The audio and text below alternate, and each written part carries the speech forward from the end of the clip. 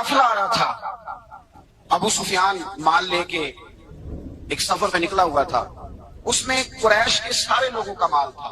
उस जमाने में भी पार्टनर बन के कारोबार होता था, सारे मक्के वाले एक बंदे कोई माल दे के भेज देते थे, मेरा भी बेच आना, मेरा भी बेच आना। तो साल के बाद एक ही जाता था, सारे जाके अरब के जाहिल माशरे के अंदर भी धोखा करना और झूठ बोलना ऐब समझा जाता था। लोग किसी के पैसे पर नजर नहीं रखते। यहाँ माज़अल्लाह लोग कलमा पढ़ के इस बात का ख्याल नहीं रखते कि माल किसका है और हम किस तरह से उसे इस्तेमाल करना है। तो अबू सुफियान सबका माल लेके निकले।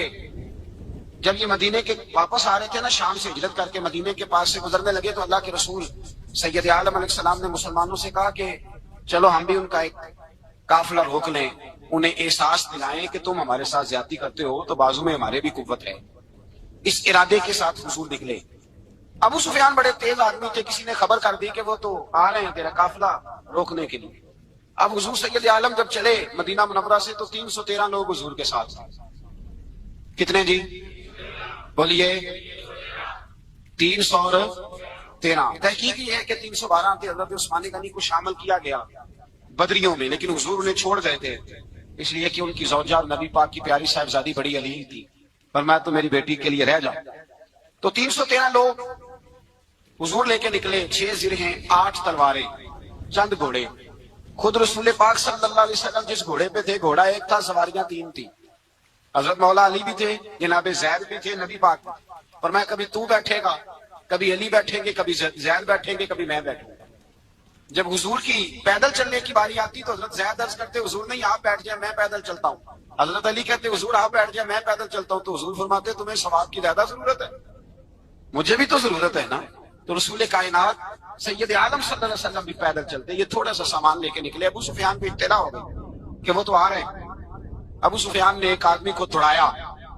उस जमाने में जब कोई बुरी खबर देनी होती थी तो वो आदमी अपने कान में सुराख करता था, लहू निकाल लेता था।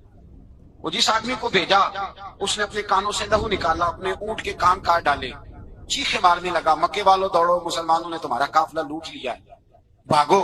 अब वो तो पहले दलेर थे कि ये हमसे छुपते फिरते हैं शायद, माअज़ल्लाह।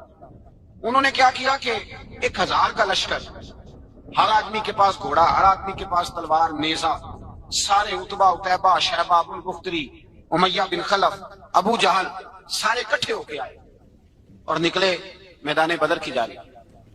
उधर अबू सुफियान उस आदमी को भेज के तो दरिया के रास्ता ही बदल गया, मदीने के रास्ते आया ही नहीं, खुद बच गया। और जब बच के निकला ना, तो उसने एक आदमी भेजा कि काफिला महफूज हो गया है, तुम लोग फिक्र न करो। उसने जाके पैगाम दिया अबू जाल को कि अबू सुफियान कहता मैं बच गया हूं, मुझे कोई खतरा नहीं, अब तुम लोग किसी किस्म की तकलीफ ना करो, तकल्लुफ ना करो, वापस चले जाओ।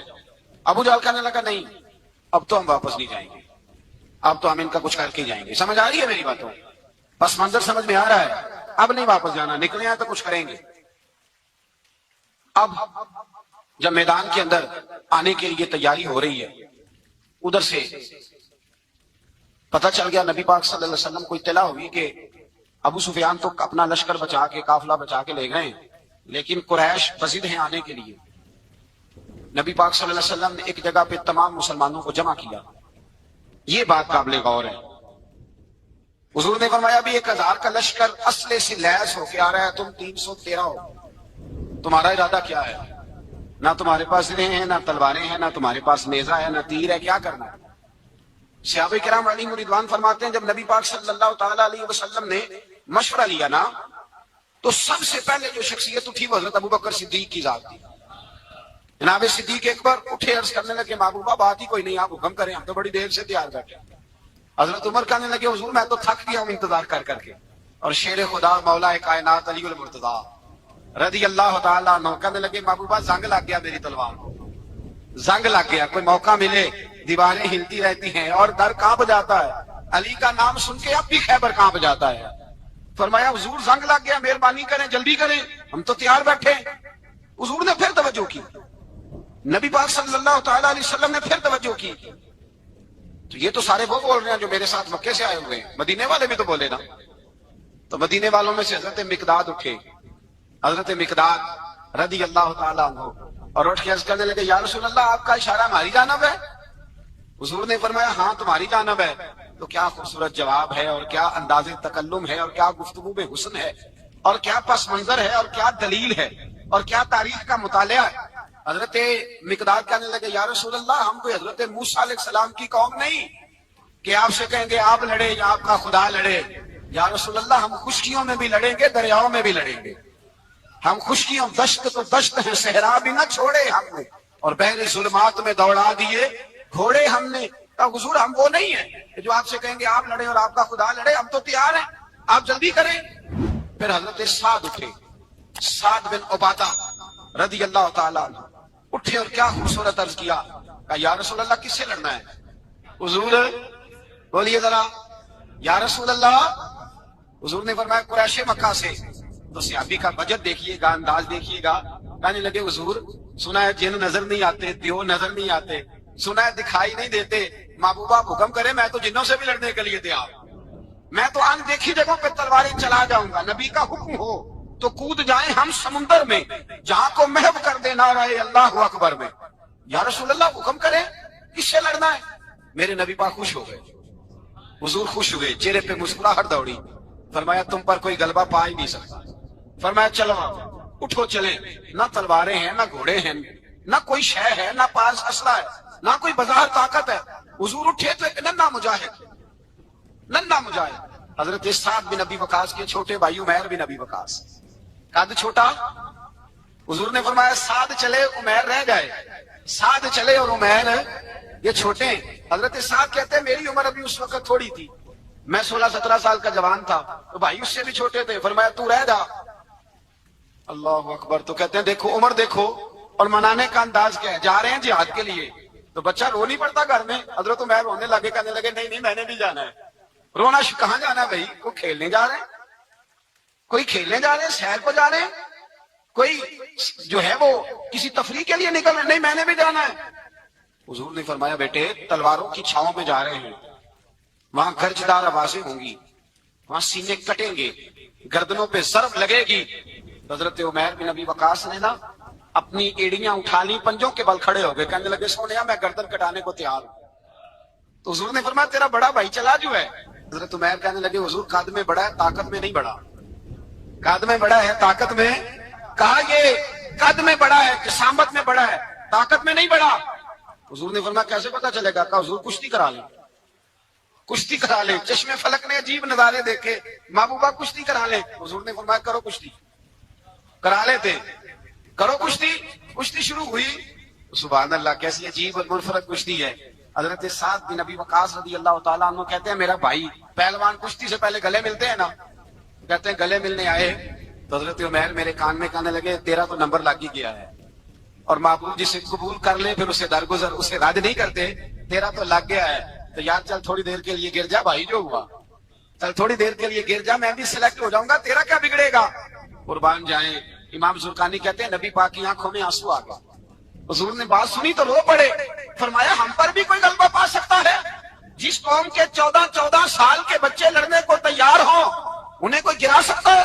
تو فضائے بدر پیدا کر, فرشتے تیری نصرت کو اتر سکتے ہیں گردوں سے, کتار اندر کتار. اب بھی تھوڑی دیر کے لیے بھائی آپس میں لڑے, گتھم گتھا ہوئے, پھر بڑا گر گیا, چھوٹا پشت سینے پہ سوار ہو گیا. میرے رسول پاک نے فرمایا چلو بھائی تمہارا دونوں کا جانا ہی مقبول ہو گیا ہے. چلو یہ انداز تھا. نہتے 313 بشر شوق شہادت میں. نہتے اس کو کہتے ہیں جس کے پاس اسلحہ نہ ہو. نہتے 313 بشر شوق شہادت میں نکل آئے تھے میدان میں محمد کی قیادت میں. نہ تیغ و تیر پہ تکیا, نہ خنجر پر نہ بھالے پر, بھروسہ ہے تو ایک سادی سی کالی کملی والے پر. بھروسہ ہے تو ایک سادی سی کالی, زیادہ مہنگی بھی نہیں, سادی سی کالی کملی والے پر. بھروسہ ہے تو ایک سادی سی کالی کملی والے پر. میرے مصطفیٰ کریم علیہ السلام کا لشکر میدان کی جانب, ادھر کفار جوش و خروش سے طے پایا رستے میں. ابو جہل نے کہا کہ روز ایک سردار اونٹ ذبح کرے گا. گانے گانے والی عورتیں گانے گائیں گی. بدر کی فضا دیکھ لیں, گانے والی گانے گائیں گی. روز ایک اونٹ ذبح ہوگا, شراب کے دور چلیں گے معاذ اللہ, اور مسلمانوں کے خلاف جوش پیدا کیا جائے گا. ادھر کھانے کے لیے شے کوئی نہیں, کوئی طاقت نہیں. تو یہاں کیا ہوگا؟ میرے بیوی نے فرمایا راتوں کو سجدے کریں گے, دن کو اٹھ کے اللہ اکبر کے نعرے لگائیں گے. یہاں عبادتیں ہیں, ریاستیں. میرے رسول کریم سید عالم صلی اللہ تعالی علیہ وآلہ وسلم سے پہلے کفار پہنچ گئے. انہوں نے پہنچ کر بدر کے میدان میں قبضہ کیا. جہاں کنویں تھے سب پہ قبضہ کر لیا. جو زمین خشک تھی ریتلی تھی وہ چھوڑ دی, اور جو زمین ہموار تھی اس پہ قبضہ کر لیا. جب نبی پاک صلی اللہ علیہ وسلم تشریف لے کر کے گئے تو ریتلی زمین تپتی ہوئے صحرا, 17 رمضان کا دن, صحابہ نے روزے رکھے ہوئے صحابہ نے کیا کیا ہوا ہے, کیا کرنے گئے ہیں؟ پکی گل ہے, تو بولے تھوڑے ہو نا, میں کہ شاید کچھ شک ہو گئے. کیا کرنے گئے تھے؟ روزہ رکھ کے. اللہ خیر ہی کرے. ہمارے یہاں تو روز نیا بہانا ہوتا ہے, کہتے میں کام سے جانا, میرا تو نہیں نہ باندھا, روز نیا بہانا ہے. کہتے نہیں میں تو مزدور آدمی ہوں. کس طرح کی بات کرتے ہو؟ اللہ نے فرض کیا ہے تو اس کا مطلب ہے کہ گزارا ہو سکتا ہے, چل سکتا ہے, تبھی تو فرض کیا ہے.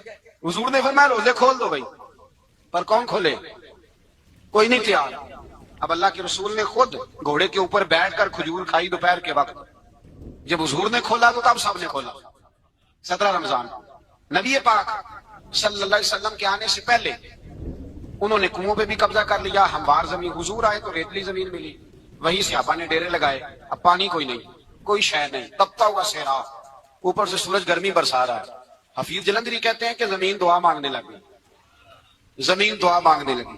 زمین کہنے لگی خدا بندہ مہربانی فرما, تیرے رسول آئے ہیں تو اب ذرا مجھے ٹھنڈا نہیں کر دیتا. حفیظ جلندری کا نظریہ ہے, وہ کہتے ہیں زمین دعا مانگنے لگی. زمین کہنے لگی مولا تیرے حبیب کے قدم جب میری اس خاک پہ آئے, الہی حکم دے سورج کو اب نہ آگ برسائے. زمین کہتی ہے تیرے حبیب کے قدم جب میری اس خاک پہ آئے, الہی حکم دے سورج کو اب نہ آگ برسائے. میرے دامن سے گر ان کو ہوائے گرم آئے گی تو مجھ کو رحمت للعالمین سے شرم آئے گی. میرے دامن سے گر ان کو ہوائے گرم آئے تو مجھ کو رحمت للعالمین سے. زمین کہنے لگی مجھے شرم آئے گی کہ محبوب آئے ہیں اور میں یا اللہ مہربانی کر. حفیظ جلندری ویسے تو حضور کی دعا, صحابہ کی دعا, سب کی بات ہے. وہ کہتے ہیں زمین نے دعا مانگی, جب دعا مانگی تو اللہ نے بارش عطا کر دی. حضور نے فرمایا لو بھی حوض بنا لو, پانی بھر لو. صحابہ کہتے ہیں چھوٹے چھوٹے حوض بنا لیے, پانی ہم نے ان کے اندر جمع کر لیا, جانوروں کو پلایا, خود بھی ہم نے وہ پانی رکھا وضو کے لیے, غسل کے لیے. فرماتے ہیں ریتلی زمین تھی تو سمجھ لیں بارش پڑنے سے پکی ہو گئی, ان کی جانب کیچڑ ہو گیا, پانی ختم ہو گیا, کافروں کی طرف ختم ہو گیا. یہاں حالات اس طرح کے ہیں کہ یہاں پانی جمع ہے وہاں ختم ہوا. اور تاریخ کا عجیب حوالہ دیکھیں, حضور کو شہید کرنے آئے 2 کافر رات کو چپکے سے اس حوض سے پانی پی رہے تھے جو مسلمانوں کا حوض ہے. ایک صحابی کہنے لگے حضور کافر پانی پی رہے ہمارے حوض سے, ماروں؟ حضور نے فرمایا نہیں, کافر ہوئے تو کیا ہوا, مخلوق تو ہے نا اللہ کی, پینے دو. ہمارے دروازہ رحمت سے کوئی خالی جا سکتا؟ ایسا کی تیری خیر تیرے میں کدے کی خیر, ایسی پلا کے جس کا نشہ عمر بھر رہے, اور پلا کے گرانا تو سب کو آتا ہے, مزہ تو تب ہے کہ گرتوں کو تھام لے ساکی. کہا نہیں, پینے دو انہیں. میرے رسول کریم سید عالم صلی اللہ علیہ وسلم نے میدان بدر میں پڑاؤ کیا. کافر ساری رات دندناتے رہے, شور کرتے رہے. جاسوسی کا ایک معیار ہوتا تھا, اب تو فوجوں کی وردی ہوتی ہے, پہچانے جاتے ہیں فوجی کس ملک کے ہیں, کس علاقے کے ہیں, کس جگہ سے ان کا تعلق ہے. اس زمانے میں کوئی وردی نہیں ہوتی تھی, ہر قبیلے کا آدمی ہوتا تھا تو لوگ گھس جاتے تھے, جاسوسی آسان ہوتی. آئے رات کا وقت ہے تو کچھ جاسوس بھیجے ابو جہل نے, کہا پتہ کر کے آؤ بندے کتنے, اسلحہ کتنا ہے, جوان کتنے, بوڑھے کتنے, ان کا انداز کیا ہے, سارا معلومات کر کے آؤ. کفر کی جو معلومات ہیں اس پر ذرا غور کریں. اب وہ شخص آیا, جا کے ابو جہل سے کہنے لگا 313 ہیں, 6 سر ہیں اور 8 تلواریں, کوئی کھانے پینے کا سامان نہیں, اور کچھ بچے بھی ہیں کچھ بوڑھے بھی ہیں, عمیر بن ابی وقاص بھی ہیں, ابو عبیدہ بن جراح جیسے بوڑھے بھی ہیں, کچھ لمبا چوڑا انتظام کوئی نہیں.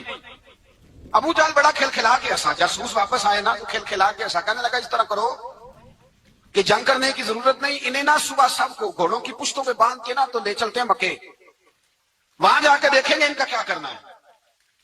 ان کو باندھ لو گھوڑوں کی اونٹوں کی پشتوں پر, تو وہاں جا کے دیکھیں گے. جب یہ بات کی تو جاسوس کہنے لگا ٹھہر جا, پوری بات تو سن لے, میری پوری سن تو لے, تبصرہ تم نے شروع کر دیا ہے. اس نے کہا چل سنا پوری. اس نے کہا ہے 313 پر سارے سر پہ کفن باندھ کے آئے ہوئے ہیں, 313 پر بچے سے لے کر بوڑھے تک. میں جس کو پاس بھی گیا ہوں وہ مصلی پہ بیٹھا ہے اور شہادت کی دعا مانگ رہا ہے. مصلی پہ شہادت ہے, مطلب وہ مقصود مومن نہ مال غنیمت نہ کشور کشائی ہے, تھوڑے پر آئے مرنے ہیں, جان دینے آئے ہیں, واپس جانے کا ارادہ کوئی نہیں کسی کا بھی. آئے سارے حضور کے نام پر قربان ہونے. ابو جہل ساری رات شراب پیتا رہا. مغویہ گانے گانے والی عورتیں ساری رات گانے گاتی رہی. اور ادھر انداز بڑا نرالا ہے. حضرت ابو بکر صدیق رضی اللہ تعالیٰ عنہ فرماتے ہیں کہ صحابہ نے مشورہ کیا کہ نبی پاک صلی اللہ تعالیٰ علیہ وسلم کی طرف سب سے پہلے توجہ کریں گے کافر. حضور کے لیے کسی محفوظ جگہ کا بندوبست کیا جائے. ایک چھپر، ایک ریش، ایک جھونپڑی پہاڑ کے اوپر بنا دی گئی حضور کے لیے. مولا علی شیر خدا خود فرماتے کہتے ہیں سب سے مشکل کام اس جھونپڑی کی حفاظت کرنا تھا، اس چھپر کی، عریش کی جس میں حضور تھے. جب نبی پاک نے فرمایا نا میرا پہلا کون دے گا، تو کہتے ہیں ابو بکر صدیق تلوار لے کے کھڑے ہو گئے. کہنے لگے سونیا ضرورت ہی کوئی نہیں، میں جو حاضر ہوں. تو حضرت علی فرمایا کرتے تھے بتاؤ جو فرعون کے سامنے کھڑے ہوئے وہ زیادہ دلیر تھے یا ابو جہل کے سامنے جو کھڑے ہوئے دلیر ہیں؟ تو حضرت ابو بکر صدیق فرماتے میں پہلے پہ تھا. کافر شرابیں پی رہے تھے اور نبی پاک ساری رات عبادت کرتے رہے. ساری رات حضور نے رو کے گزاری. کہا اے اللہ، کیا لفظوں میں حسن ہے کہ اے اللہ میرے پاس یہ 313 کل تھے میں لے کے آ گیا. اگر آج یہ ختم ہو گئے تو بتا قیامت تک کون تیری عبادت کرے گا. اے اللہ یہ 313 ہی تھے جو میں لے آیا، مہربانی فرما. ساری رات دعا ہوتی رہی. ساری رات حضور دعا کرتے رہے. پہلے حکم آیا کہ 1000 فرشتہ بھیجا ہے. پھر اے محبوب جل 3000 بھیجے. پھر اللہ نے کہا محبوب میں نے 5000 بھیجے ہیں. حضرت علامہ 1000 بھی کہا کرتے تھے کہ نہیں، رب کریم نے فرمایا 5000 بھیجے ہیں. تو محبوب نے کہا نہیں نہیں مولا اس طرح نہیں، میرے فرشتے نہ بھیج، تیرا وعدہ تھا میں بھی آؤں گا، تیرا وعدہ تھا میں بھی آؤں گا. اور وہ اپنے انداز میں فرمایا کرتے تھے سانو کل کے وچ میدان بدر تے آپوں بہ رہے ہیں یار کنارے آتے، تیرا وعدہ تھا میں بھی آؤں گا. تو پھر حکم ہوا قرآن میں انی معکم محبوب میں بھی تیرے ساتھ ہی ہوں، محبوب میں بھی تیرے، خدا خود میرے مجلس بود. سارے بولیے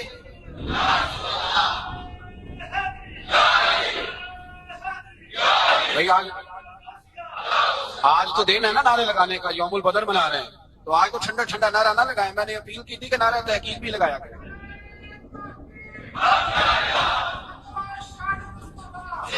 تو بھائی یہ یاد رکھیں، سمجھے اس بات. فرمایا حضرت ابو بکر صدیق فرماتے ہیں پہلے 1000 پھر 3000 پھر 5000 فرشتے آئے اور جوک در جوک فرشتے آئے. کہتے ہیں سرکار ساری رات روتے رہے.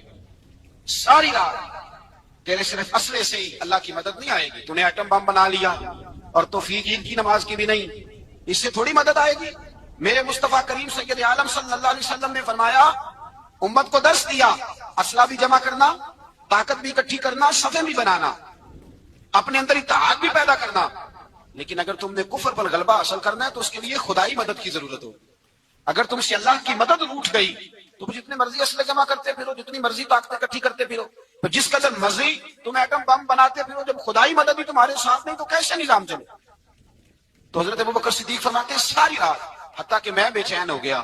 حضور سجدے میں تھے تو میں حضور کے اوپر لیٹ گیا. میں نے کہا محبوب باز کریں، اٹھ کے دیکھے تو صحیح میرے اللہ نے کتنی مدد نازل فرما دی. صبح رسول پاک تشریف لائے. صحیح مسلم، ابو داؤد، کتابوں کے نام یاد رہیں گے. حضرت انس بن مالک حدیث کے راوی ہیں، کہتے ہیں حضور اٹھے اور ایک دن پہلے چھڑی لے کے میدان میں آئے. ایک دن پہلے اٹھے، دیکھو میرے محبوب کے علم کی شان. میرے اعلیٰ حضرت فرماتے ہیں اور کوئی غیب تم سے نہا ہو بھلا جب خدا ہی نہ چھپا رہا، اور کوئی غیب تم سے نہا ہو بھلا جب خدا ہی نہ چھپا رہا. تم پر کروڑوں درود. اور ہمارے ایک شیخ تھے علامہ تحسین رضا صاحب رحمۃ اللہ علیہ، ان کا بڑا خوبصورت شعر ہے. وہ فرمایا کرتے تھے علم غیب رسول کے منکر اس حقیقت کو بھول جاتے ہیں، غیب مانا کہ راز ہے لیکن راز اپنوں سے کب چھپاتے ہیں. راز مانا، غیب مانا کہ راز ہے لیکن راز اپنوں سے کب چھپاتے ہیں. ایک دن پہلے حضور میدان میں آئے. صحیح مسلم کی حدیث ہے. اور محبوب پاک صلی اللہ علیہ وسلم کی دست مبارک میں چھڑی ہے. حضرت انس کہتے ہیں حضور میدان میں آئے اور حضور نے لکیر کھینچی. فرمایا کل یہاں ابو جہل مرے گا. کب مرے گا؟ یہاں مرے گا. فرمایا یہاں عتبہ مرے گا، یہاں عتبہ مرے گا، یہاں ولید مرے گا. حضرت انس فرماتے ہیں میری لکیروں پہ نظر تھی، لوگ جنگ لڑتے رہے میں لکیریں دیکھتا رہا. اللہ کی عزت کی قسم جہاں حضور نے چھڑی رکھی تھی جو مرا وہی آ کے مرا ہے، جو مرا ہے وہی آ کے. جو دن کو کہہ دیا دن ہے تو دن نکل آیا، جو شب کو کہہ دیا شب ہے تو رات ہو کے رہی. خدا نے ان کی زبان کو وہ اختیار دیا، جو نکلی منہ سے ان کے وہ بات ہو کے رہی. فرمایا جہاں حضور نے چھڑی رکھی تھی جو مرا ہے وہیں آ کے مرا. میرے رسول کریم سید عالم صلی اللہ تعالی علیہ وسلم نے اگلے دن صبح اٹھ کے صف بندی بنوائی. حضور نے اپنے ہاتھ کے اندر چھڑی لے لی اور میں چلو بھی صفے سیدھی کرو. کیا کرو؟ کرانی چاہیے نا صفے سیدھی, ہمیں کر بھی لینی چاہیے نا. حضور نے فرمایا تم صفے سیدھی کرو, اللہ تمہارے دل سیدھے کر دے گا. تو یہاں سیدھے کرانے والے ہوتے ہیں, کرنے والا.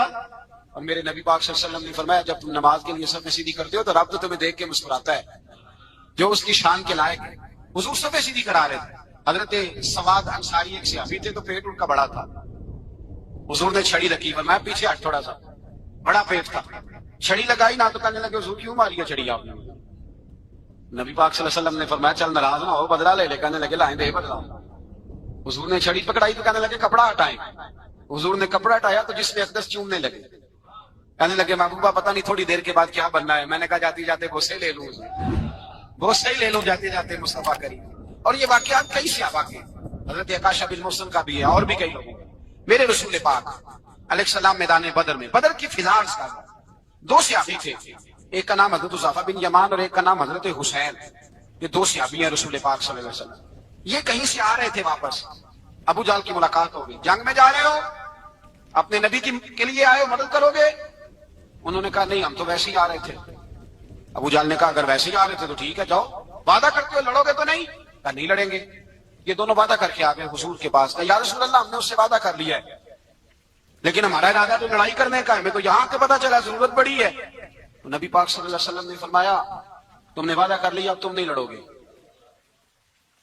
کہا یا رسول اللہ کافر سے وعدہ کیا ہے. میرے نبی پاک نے فرمایا کیا تو مومن نے ہے نا. کس نے کیا ہے؟ اللہ اکبر. کوئی وعدوں کی پاسداری نہیں کرتا. میدان بدر میں جہاں ایک ایک فرد کی ضرورت, ایک ایک فرد, وہاں رسول پاک نے فرمایا مومن نے وعدہ کیا ہے لہذا دو مجاہد کاٹتے. فرمایا تم بیٹھ جاؤ تم نہیں لڑو گے. اب دونوں لشکر آمنے سامنے ہوئے, آمنے سامنے. سب سے پہلے آنے والوں میں سے ادھر سے ولید آیا, عتبہ آیا, اس کا بھائی شیبہ آیا. یہ تین آئے. کہنے لگے حضور ہمارے مقابلے میں بھیجے. نبی پاک نے انصار میں سے بھیجا. کہنے لگے یہ نہیں ہمیں چاہیے, ہمارے مقابلے میں قریشی اور ہاشمی بھیجے. برادری کا بڑا شوق تھا نا قریش بھی. حضور نے فرمایا چلو تمہارا جلدی مرنے کا ارادہ ہے تو بھیج دیتے ہیں, ٹھیک ہے تمہارے پائے کے بھیج دیتے ہیں. حضور نے فرمایا چلو امیر حمزہ اٹھو. حضرت امیر حمزہ اسد اللہ و رسولہ اٹھ کے کھڑے ہو گئے. فرمایا چلو علی آپ بھی اٹھو. شیر خدا تو یوں اٹھے کہ جیسے پہلے سے ہی کھڑے تھے. حضور نے فرمایا چلو. ابو عبیدہ بھی اٹھے, تینوں صحابی اٹھے. حضرت عبیدہ ذرا بوڑھے تھے, ان کے لیے تھوڑا مشکل ہوا دشمن کو سنبھالنا. باقی تو دونوں نے کاٹ کے رکھ دیا دشمن. اور حضرت علی رضی اللہ تعالیٰ نے دیکھا نا جناب عبیدہ ذرا زخمی ہو گئے, دشمن ان کا بھاری ہو رہا تو دوڑے گئے, مارا. حضرت عبیدہ کا دشمن بھی مارا اور جناب ابو عبیدہ کو کندھوں پہ اٹھا کے رسول پہ لے گئے. کہنے لگے سونے یا رسول اللہ آپ کے دشمن میں مار آیا ہوں, غلام بچا کے لے آیا ہوں. یہ میں لے آیا ہوں آپ کی, یہ شان ہے حضرت علی شیر خدا کرم اللہ. اب جنگ کا نکارہ بجا. کہاں تھا ہزار؟ ایک مورخ کہنے لگا نہیں پورا 1000 نہیں تھا, 950 تھا. میں کہا چل تو 900 کر لے یار, اس میں کون سی عجیب والی بات ہے. پھر بھی 900 اور 300 کا کیا مقابلہ. اور پھر اسلحے سے لیس 1000 کا لشکر. میرے رسول کائنات سرور عالم صلی اللہ علیہ وسلم جب جنگ چھڑی, امیہ بن خلف بڑا مارتا تھا حضرت بلال کو. جناب بلال کے قابو ہی آ گیا, حضرت بلال کے قابو آ گئے. کہنے لگا معافی مل جائے گی, معافی مل جائے گی, معافی مل جائے گی. دوڑنے لگا. حضرت عبد الرحمن بن عوف کہنے لگے بلال جب کوئی معافی مانگے تو دے دینی چاہیے. فرمایا سب کو دینی ہے, اس ظالم کو نہیں دینی.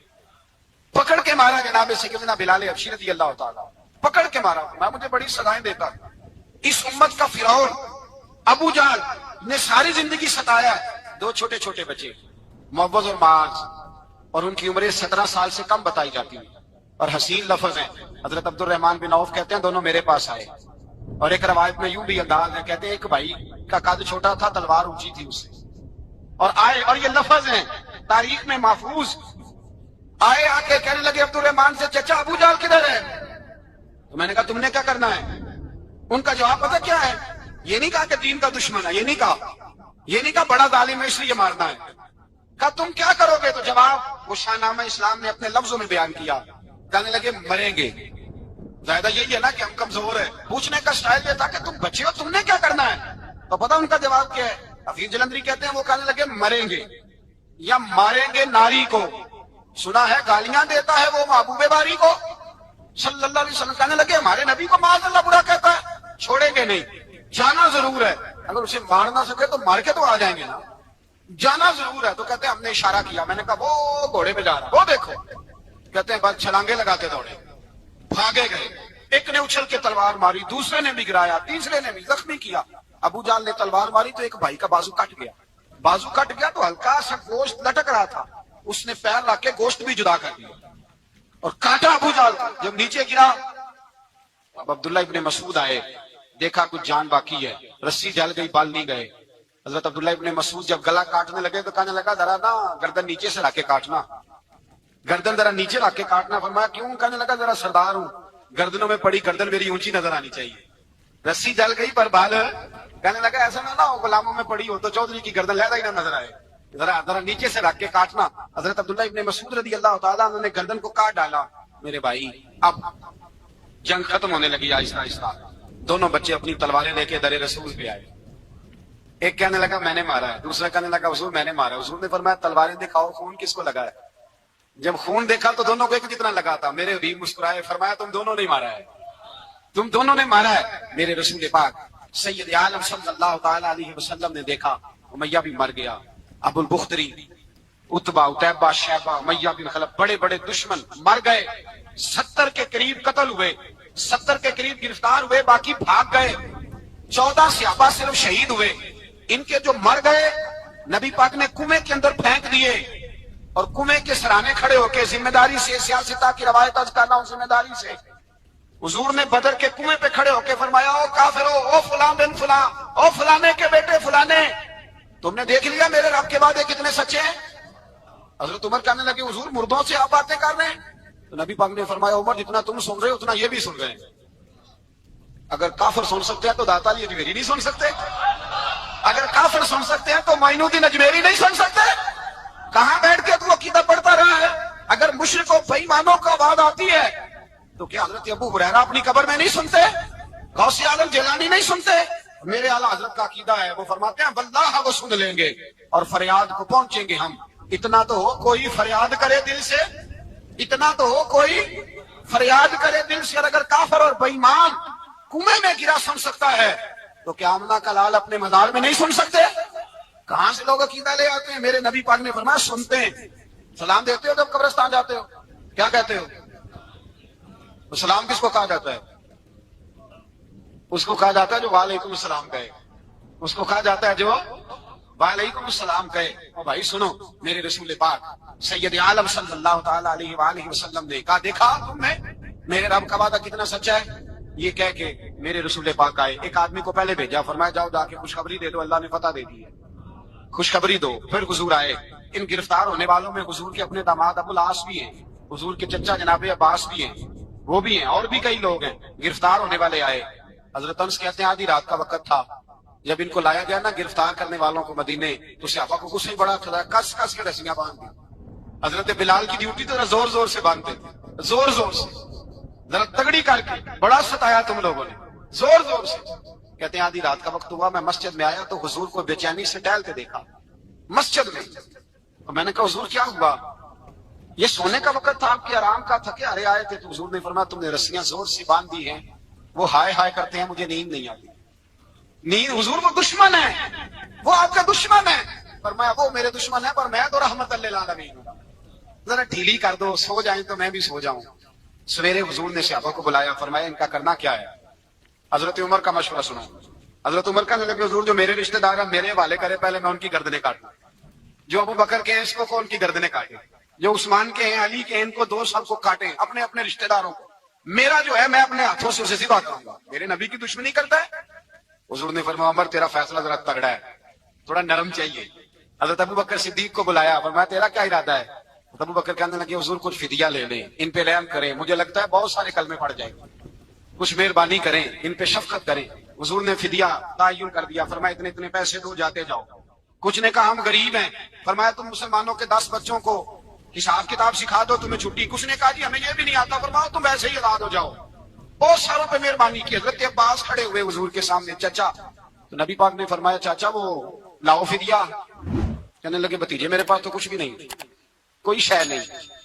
تو حضور نے فرمایا چاچا وہ جس دن تم آ رہے تھے کمرے کا دروازہ اندر سے بند کر کے اتنی بڑی سونے کی اینٹ میری چاچی کو دی تھی، کہا اگر میں بچ کے آ گیا تو ٹھیک ہے، نہ آیا تو تمہارے لیے کافی ہوگی، وہ کدھر ہے؟ خیال آیا، حضرت عباس کانپنے لگے، یہ سن کر حضرت عباس پر راشا ہوا طاری کہ پیغمبر تو رکھتا ہے دنوں کی بھی خبرداری۔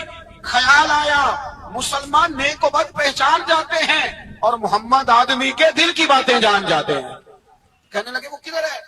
جناب عباس کہنے لگے محبوبہ وہ تو فدیہ تو میں دوں گا ہی، لیکن میں مان گیا ہوں آپ اللہ کے سچے رسول ہیں، اس لیے کہ میرے اور میرے بیوی کے علاوہ کسی کو اس بات کی خبر نہ تھی۔ اسی جنگ میں حضرت خدیجہ کا وہ ہار آیا جس کا تذکرہ میں پچھلے دنوں کر چکا، اللہ تعالیٰ نے فتح دی۔ کسی جگہ بھی کوئی تکبر کا لفظ میرے نبی پاک نے بیان نہیں فرمایا، کسی جگہ حضور نے یہ نہیں کہا کہ ہم بڑی دانائی سے لڑے، ہم بڑے دلیر تھے، ہماری سب بندی بڑی سیانی تھی، یہی فرمایا وَلَقَدْ نَصَرَكُمُ اللَّهُ بِبَدْرٍ، اللہ نے ہماری مدد کی، اللہ نے ہماری، میری اور آپ کی زندگی میں جہاں نقص واقع ہوتا ہے نا وہاں ہم کامیابیاں اپنے کھاتے میں ڈالنے لگتے ہیں تو فضائے بدر پیدا نہیں ہوتی۔ یہ یاد رکھیں اگر رات کو گانے سنیں گے، شراب کباب کے دور چلیں گے تو پھر بدر کی فضا پیدا نہیں ہوگی، پھر تو کفر کی فضا پیدا ہوگی۔ اور اگر رات کو مسلح آباد رہیں گے، میں نے کچھ دن پہلے کہا تھا جمعے میں، صلاح الدین ایوبی جب جنگ لڑ رہے تھے تو ایک بحری بیڑا آ رہا تھا دشمنوں کا اسلحہ لے کے، مسلمانوں کے پاس اسلحہ پہلے کم تھا، تو ایک بحری جہاز اور اسلحہ لے کے آ رہا تھا عیسائیوں کا، تو صلاح الدین ایوبی ساری رات مسجد اقصی میں روتے رہے۔ سویرے ایک بزرگ ملے تو کہنے لگے، پہلے رات کو بھی ان سے دعا کے لیے کہا، پھر سویرے صلاح الدین کہنے لگے حضور دعا کرنا، مسلمان پہلے ہی کمزور ہیں اور عیسائیوں کا ایک بحری بیڑا اسلحہ لے کے اور آ رہا ہے۔ تو بزرگ کہنے لگے وہ تو بیڑا غرق ہو گیا، وہ غرق ہو گیا۔ کہا کہاں غرق ہوا؟ کہنے لگے تو ساری رات روتا رہا تو تیرے آنسوؤں میں ہی غرق ہو گیا، تیرے آنسوؤں میں غرق ہو گیا، اب نہیں آئے۔ کچھ دیر کے بعد خبر مل گئی واقعی ڈوب گیا ہے پانی میں۔ بھائی جب تو اللہ کو منا لیتا ہے، جب رب کی مدد تیرے آتا ہے، یاد رکھنا زندگی میں کہیں بھی آپ لڑ رہے ہیں کسی محاذ پر بھی، اگر حق آپ کے ساتھ ہے تو پھر اللہ کی مدد آپ کے ساتھ، اور اگر حق آپ کے ساتھ نہیں تو پھر جتنے مرضی ہیلے بہانے کر لیں، وکیل مہنگا کر لیں، جج خرید لیں، پھر آپ دنیا کی ساری سیاست لڑا رہے ہیں، جب حق آپ کے ساتھ نہیں تو پھر رب کی مدد آپ کے ساتھ۔ آج شام کے اندر روز قتل ہوتا ہے، برما کے مسلمانوں پر زمین تنگ ہے، کشمیر میں اتنا خون بہ چکا ہے کہ اب شاید کشمیر کی وادی خون پیتی بھی نہیں، اتنا خون بہ گیا ہے۔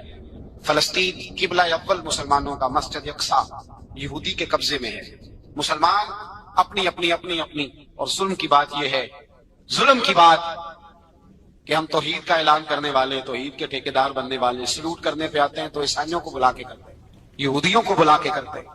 میرے بھائی مسلمان کے پاس اسلحہ بھی ہے، پیسہ بھی ہے، دولت بھی ہے، ہر قسم کا ذخیرہ ہے، ضرورت یہ ہے کہ اسے خدا کی مدد نصیب ہو جائے۔ اللہ کی مدد جب تھی تو اسلحے کی ضرورت نہ تھی، جب تک خدا کی فضائے بدر پیدا کریں، فضائے بدر پیدا کریں۔ اگر حق آپ کے ساتھ ہے، اندر خلوص ہے اور آپ لڑ اللہ کے دین کے لیے رہے ہیں، ذاتی اگر نام و نمود ہے، خواہشات ہیں، ذاتی آپ کے مفادات ہیں، تو پھر بڑی جلدی یہ سفر ناکامیوں کا سفر ہو جاتا ہے۔ فضائے بدر پیدا کریں، رضا الہی کے لیے میدان میں نکلنے کا جذبہ اپنے دل میں پیدا کریں۔ بدر کے 14 صحابہ جو شہید ہوئے، وہ 14 صحابہ کو ہم سلام عقیدت پیش کرتے ہیں۔ ان 14 کے لوگوں کو شاید نام بھی نہ آتے ہوں، لیکن اسلامی تاریخ میں انہوں نے ایسا حسن بھرا ہے، ایسا حسن بھرا ہے کہ کافر آج بھی بدر کے نام سے کامتا ہے۔ نام نہ بنائیں دین کے معاملے میں، کام کریں، جو کام کرتا ہے اللہ اس کا نام بنا دیتا ہے۔ کام کریں اور کبھی بھی دین کی نصرت کے لیے جب نکلیں اپنے آپ کو آگے نہ کریں، دین کو آگے رکھیں۔ بدر والوں نے دین آگے رکھا تھا، اللہ نے انہیں کامیابی دی۔ جب سے نام آگے رکھنے، آج پوری امت مسلمہ میں صرف صدارت کا چکر ہے، کون ملک آگے لگے گا، کون آگے بڑھے گا۔ فضائے بدر پیدا ہو جائے گی تو دین آگے رہ جائے گا، شخصیات پیچھے ہو جائیں گی۔ اور یاد رکھیں نظریات بچیں تو شخصیات بھی باچی جاتی ہیں، نظریہ بچانا بڑا ضروری ہے۔